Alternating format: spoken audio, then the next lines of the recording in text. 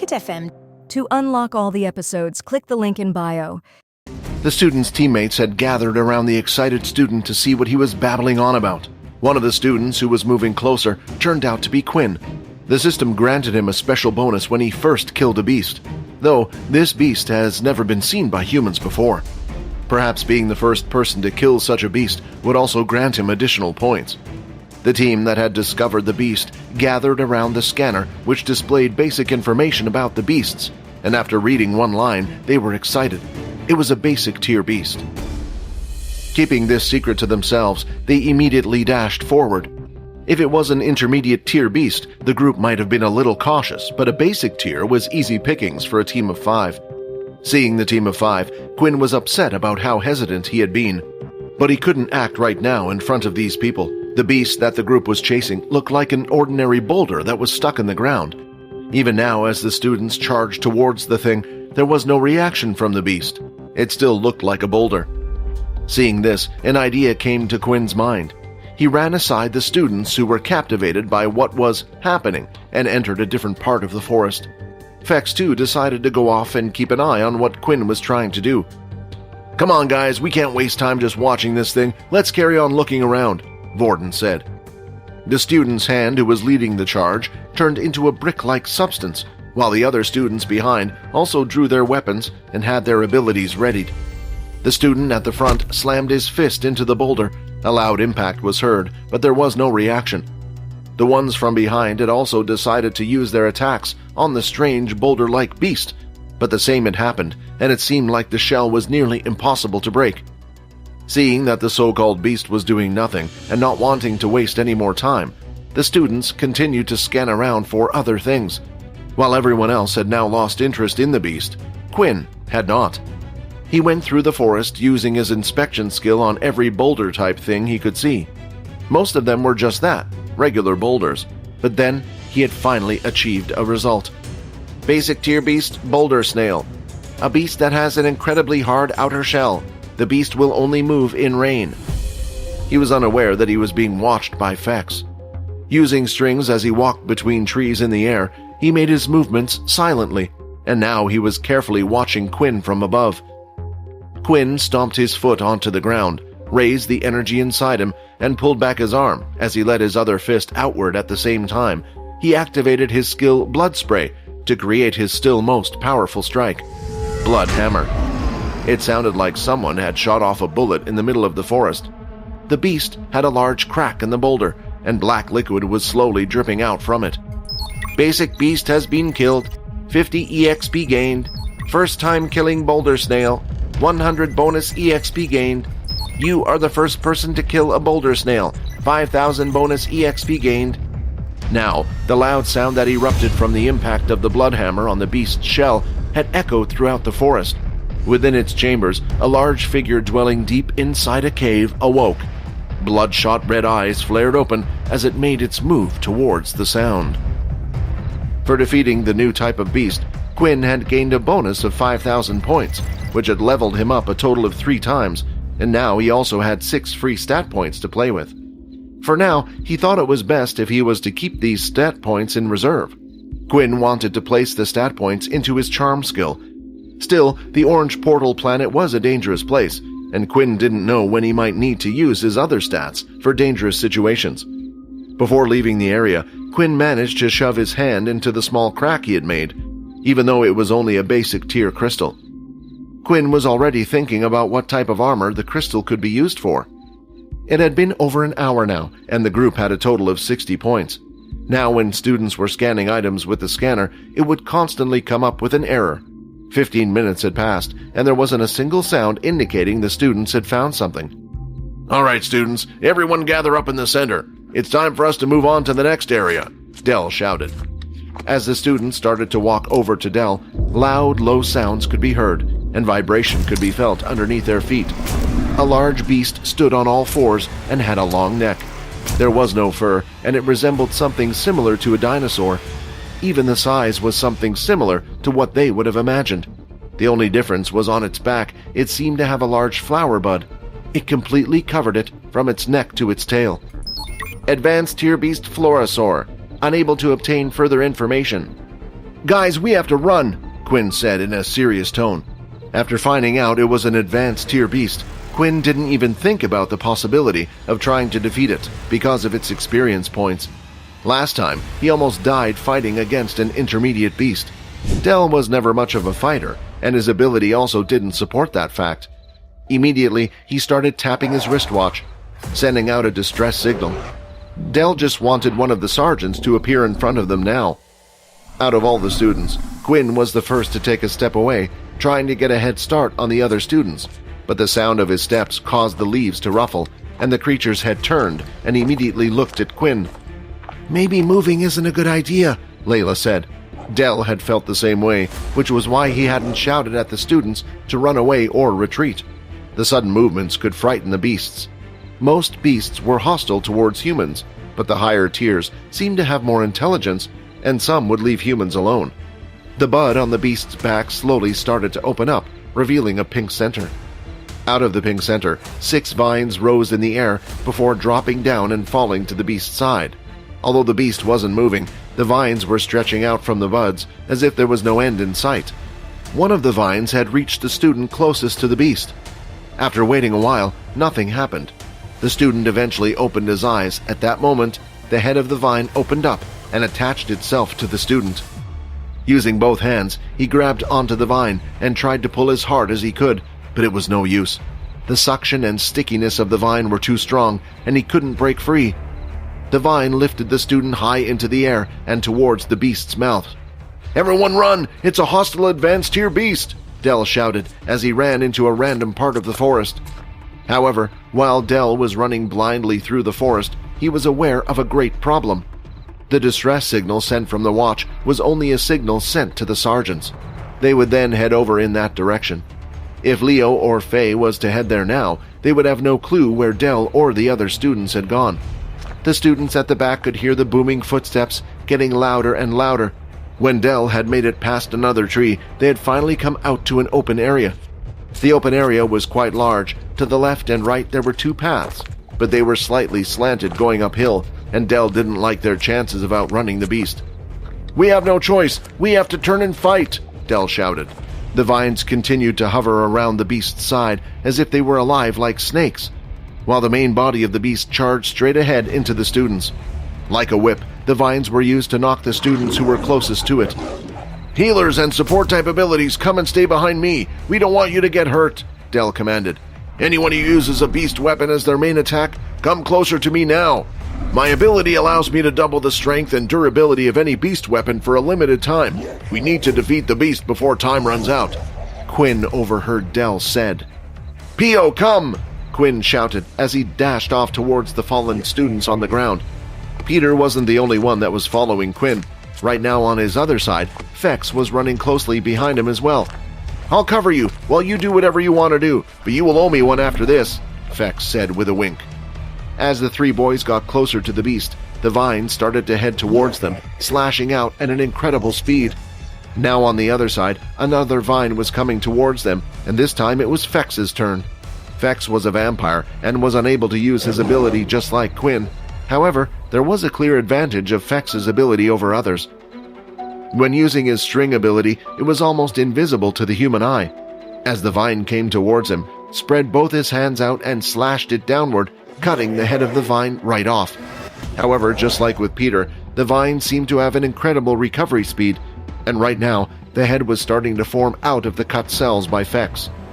Quinn placed his finger into the student's blood around the chest. It was too far away for the other students to see the finer details, and everyone else was busy fighting the beast. Quickly shifting his hand into his mouth, he quickly picked up the student and rushed back to the others. "AB blood type consumed, stamina 18. Quinn repeated this process with the other students who had been hit. In total, he managed to save 5 students and at the same time consume their blood. All in all, Quinn had gotten stronger. Strength 23, agility 19, stamina 18, charm 16. While Quinn was busy looking at his stats and the 2 by his side were busy dealing with the vines, a 3rd vine had already set its sight on Quinn. When the 2 had looked at each other, the vine had set its target. It reached out as far as it could to grab onto Quinn. Just as the vine was about to reach Quinn, its movements suddenly slowed, and Quinn was able to create a distance between the two. That's when he noticed the strange, ghost-like spear, half of its body inside an elephant. "The spirit spear?" Quinn said confusingly. Upon looking back, he could see Sia had decided to help out by using her spear.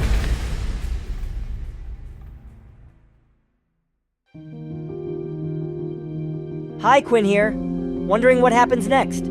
If you want to jump the queue and unleash all episodes, click on the link here and install the Pocket FM app. Thanks to Sia's spear, the beast had slowed down just enough for Quinn to move out of the way, avoiding the vine whip. A second spear was thrown and had landed in the same spot on the beast's legs.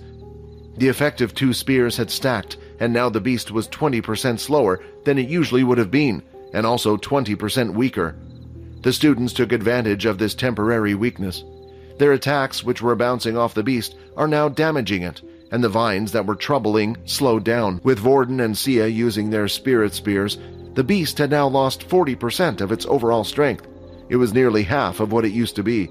Quinn no longer felt the need for him or Fex to get involved when fighting the beast. The beast now looked heavily injured.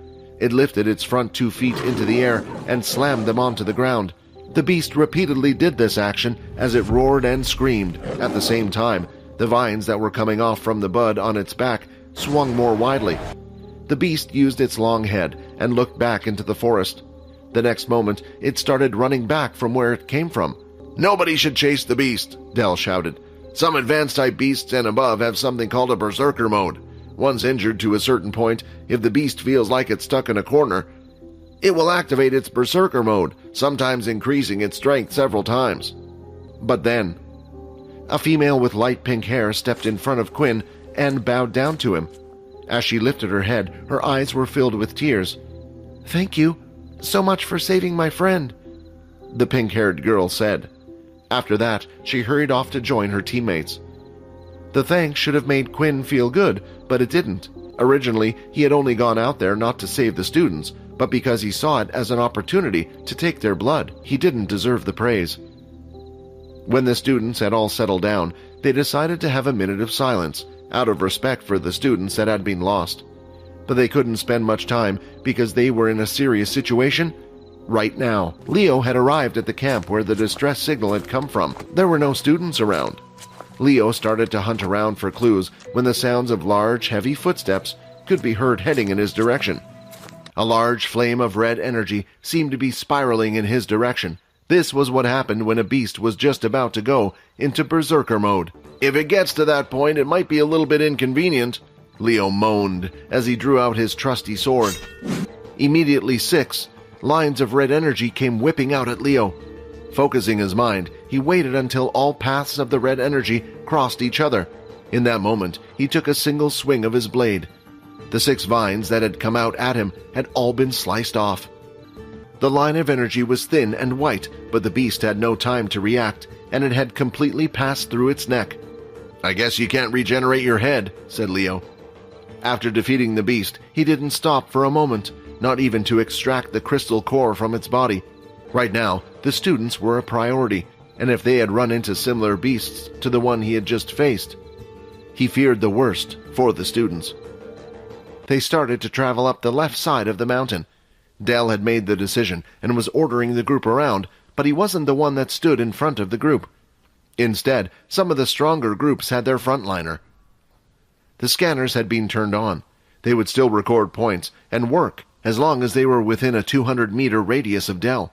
The group decided to stay closer, and no one was venturing far away from their team or far from the whole group. The students started to walk around to see if there were any other options to scale the mountain, or if they could see the shelter from the edges of the mountain.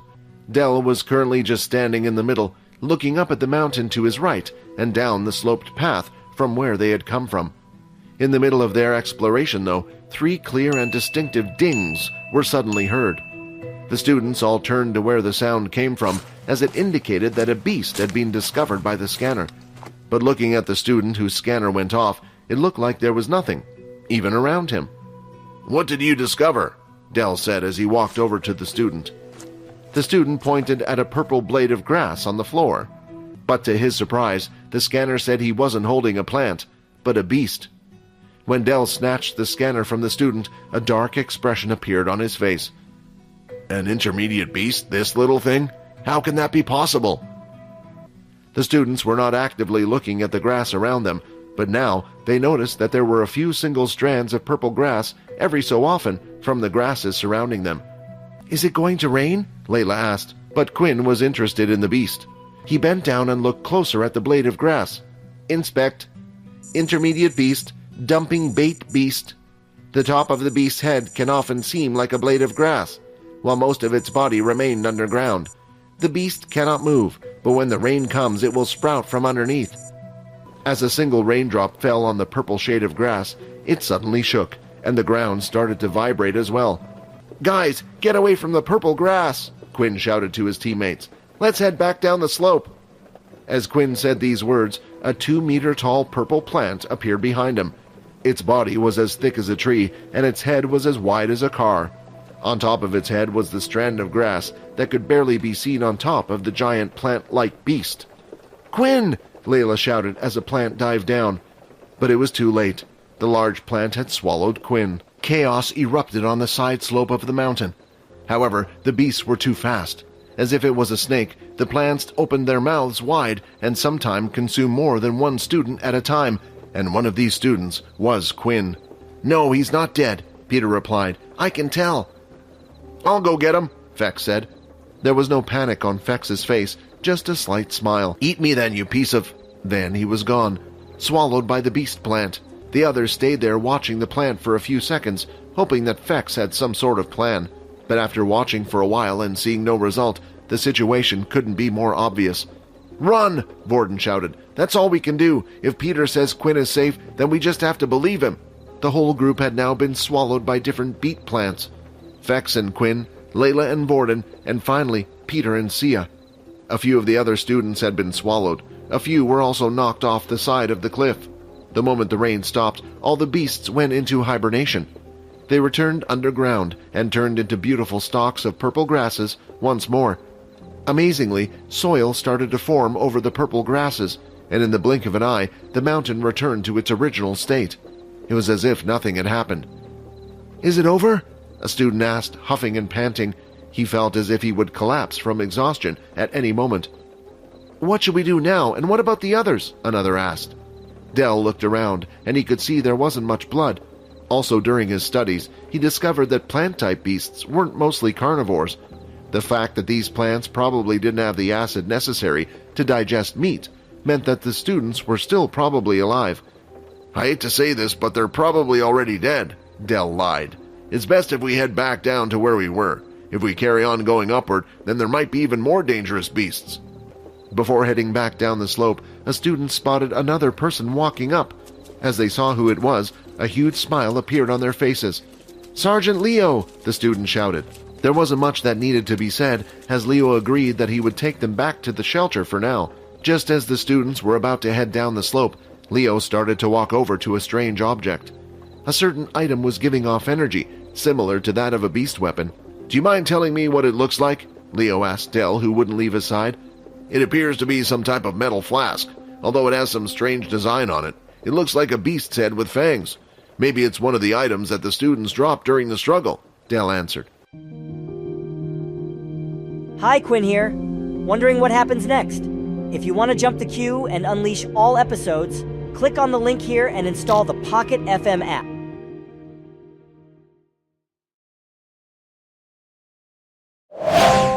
Pocket FM. To unlock all the episodes, click the link in bio.